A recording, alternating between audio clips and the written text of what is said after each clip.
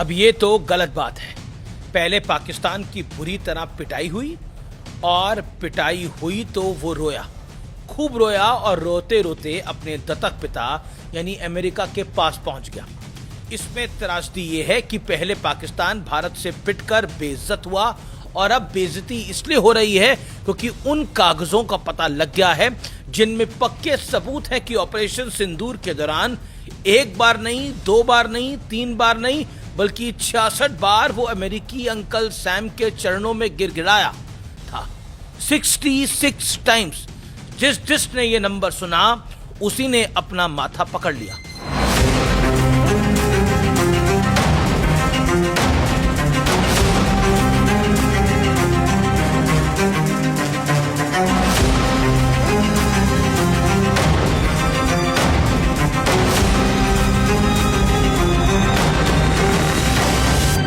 नमस्कार व्यूअर्स, मैं हूं अमीश देवगन और सत्य और तथ्य में आज बात होगी बल्क में इज्जत गवा चुके दुनिया के सबसे बेशर्म मुल्क पाकिस्तान की, जो कि नापाकिस्तान है, नापाक है। हुआ कुछ यूं, भारत ने 7 मई 2024 को पाकिस्तान का आतंक वाला भूत उतारना शुरू किया, ऊपर से लेकर नीचे तक।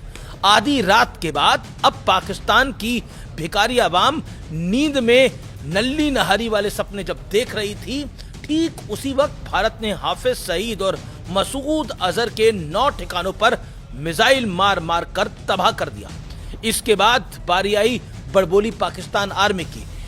इंडियन एयरफोर्स ने पाकिस्तान के 11 एयरफोर्स स्टेशनों को वो हालात में ला दिया कि पाकिस्तानियों के हलक में सांसें अटक सी गई और उसी हालात में पाकिस्तान अमेरिका के दरवाजे पे पहुंच गया। 7 महीने बाद America foreign agents registration act यानी फारा के तहत दस्तावेज जारी किए हैं। इन दस्तावेजों में अमेरिका में पाकिस्तानी राजनयिकों और लॉबिस्ट के जरिए 66 बार यूएस गवर्नमेंट से संपर्क की कोशिश हुई। कभी कांटेक्ट हुआ, कभी बात अपॉइंटमेंट पर अटक गई। दरअसल पाकिस्तान चाहता था कि अमेरिका भारत को हमले रोकने के लिए मनाए, यानी 7 मई से लेकर 10 मई तक 4 दिनों में पाकिस्तान ने 66 अटेम्प्ट किए ताकि वो अमेरिका को मना सके और भारत का रौद्र रूप शांत हो जाए। जिन्हें शक है कि भारत ने पाकिस्तान को तसल्ली बख्श तरीके से नहीं पीटा था, उस समय नहीं मारा था, उन्हें इन दस्तावेजों को जरूर देख लेना चाहिए और एक बार नहीं कई बार देख लेना चाहिए। इन दस्तावेजों में दिन तारीख, किसकी बात किससे हुई और बातचीत किस मोड में हुई, एक एक डिटेल्ड जानकारी है। क्योंकि भारत में आज भी ऐसे लोग हैं जो खाते तो यहां की हैं और गाते पाकिस्तान की है। उनकी भाषा ऐसी है जो तुरंत पाकिस्तान के न्यूज चैनल्स, वहां के यूट्यूबर्स सुर्खियां बना देते हैं, अखबार सुर्खियां बना देते हैं, हेडलाइंस बन जाती हैं। लेकिन जब जब ऐसे दस्तावेज सामने आते हैं तब तब ये लॉबी लापता गैंग हो जाती है, लापता हो जाती है। और वहां यानी पाकिस्तान में देखिए, पूरा पाकिस्तान पिट रहा था, लेकिन वो सब एकजुट होकर भारत के खिलाफ प्रोपेगेंडा भी चला रहे थे और अमेरिका को भी रिझाने में लगे थे। हालांकि अमेरिका ने पाकिस्तान को खूब लोहे के चने चबवाए। वैसे भी अमेरिका फ्री में किसी के लिए कुछ नहीं करता, वो तो भला हो क्रिप्टो का, क्योंकि एक्सपर्ट्स मानते हैं कि क्रिप्टो वाली पेशगी के चलते ही पाकिस्तान को अमेरिका का साथ मिल गया। ये वही अमेरिका है जो भारत समेत पूरी दुनिया को ज्ञान देता है, लेकिन अब उसकी हिपोक्रेसी पर दुनिया धीरे धीरे ही सही लेकिन मुखर हो रही है। इसकी वजह वेनेजुला में अमेरिका का एक्शन है। अमेरिका वेनेजुला की रूस और चीन के साथ बढ़ती करीबी से नाराज था।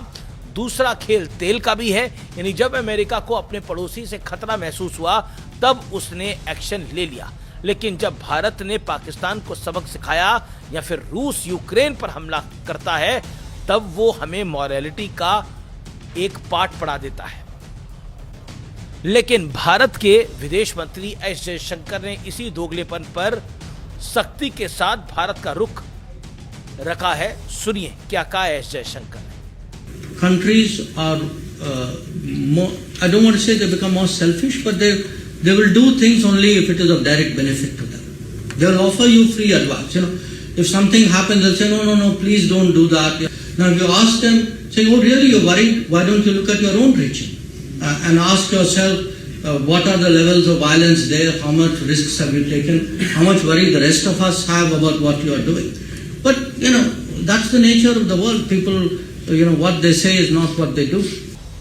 नया भारत अब इसी अंदाज में बात करता है, लेकिन हमारा पड़ोसी अमेरिका की शरण में रहकर बड़े बड़े सपने पाल रहा है। और पाकिस्तानी फौज के सपने देखने का आलम तो ये है कि वो सोशल मीडिया पर लोग दावा कर रहे हैं कि पाकिस्तानी सेना का प्रवक्ता लेफ्टिनेंट जनरल अहमद शरीफ चौधरी मंगलवार को गांजा फूंक कर प्रेस कॉन्फ्रेंस करने आया था।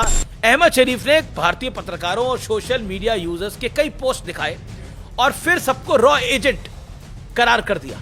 अहमद शरीफ का कॉमेडी शो यही नहीं रुका, उसने आगे कहा पाकिस्तान ऊपर वाले का गिफ्ट है, इंडिया वालों आ जाओ, अकेले आओ या किसी के साथ आ जाओ, दाएं से आओ या बाएं से आओ, ऊपर से आओ या फिर नीचे से आओ, मजा ना कराया तो पैसे वापस। ये उन्होंने कहा, सुन लीजिए लेफ्टिनेंट जनरल अहमद शरीफ चौधरी ने।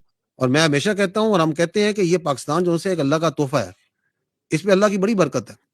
तो ले आओ जो तुमने करना है, दाएं से आना है, बाएं से आना है, ऊपर से आना है, नीचे से आना है, इकट्ठे आना है, किसी के साथ आना है।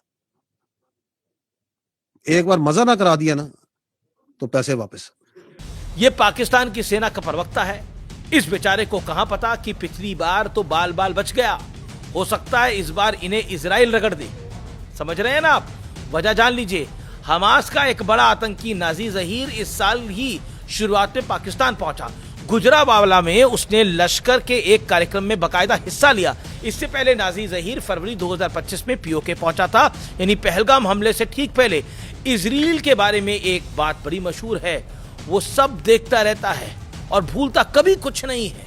हालांकि कितना भी मार लो, पाकिस्तान वो बेशर्म मुल्क है जो हर बार बेइज्जती से सिर्फ एक ही सीख लेता है, और वो सीख ये होती है कि अगली बार अपमान को झेलने की इम्यूनिटी कैसे बढ़ाई जाए, यानी और बेइज्जती कैसे कराई जाए।